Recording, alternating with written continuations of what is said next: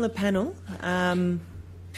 we've got 5 people on the panel. Okay, yeah, David, Nick, Paul, Jamie and Karen. Yep. All right, so have anybody got any questions? We'll kick off. Any dying questions? I've got questions, but I want to wait for anybody else first. Okay, yes, Jim? Will the findings be published at all, either in detail, and it's like a ruling when you get a finding that is contentious, or in abstract so it doesn't recognise the parties involved? So just to repeat that, will the findings be published in detail somewhere?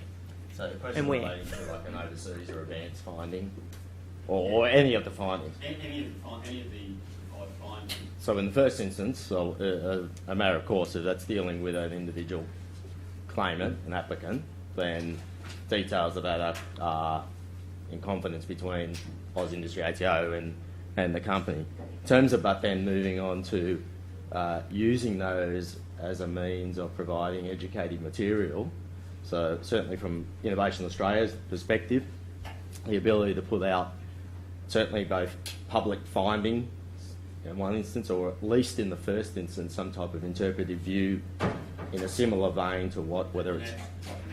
Yes, so taking into account that we need to anonymise the matter, but also we're looking at very much that being an important part of our education going forward, and especially as, for example, when we do some of these first advanced findings, that will be in effect the first application or assessment of an R&D activity against a new definition. It's in everybody's interests for us then to be looking at putting out how the board or its delegate, the R&D Incentive Committee as it's now called, of what was the basis of their decision and putting that information out. So yeah, that's very much our intention, our strong intention to do that and do it in a timely manner once we have some of those decisions made.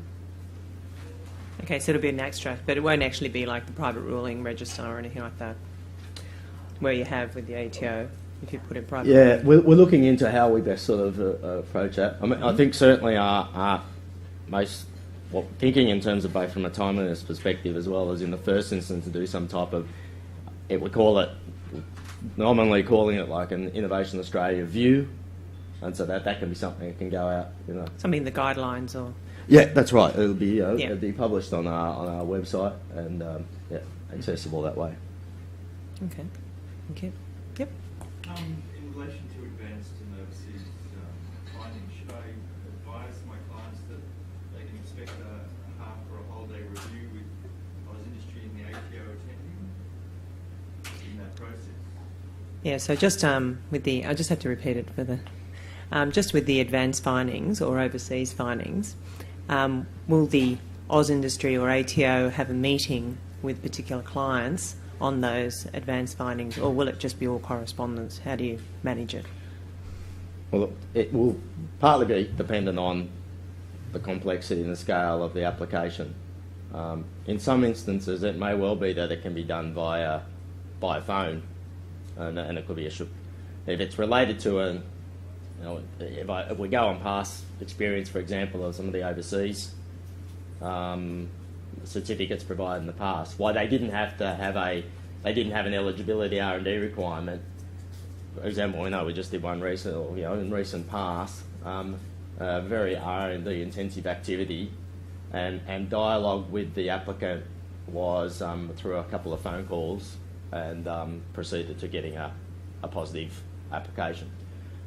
But in terms of undertaking the assessment, it's quite likely that we would move towards actually coming out and having a face-to-face meeting. So I would think in terms of your advice in general terms of saying expect probably a half a day type day to set aside for that at some point in time. I think it's probably sensible and pretty reasonable advice on that front.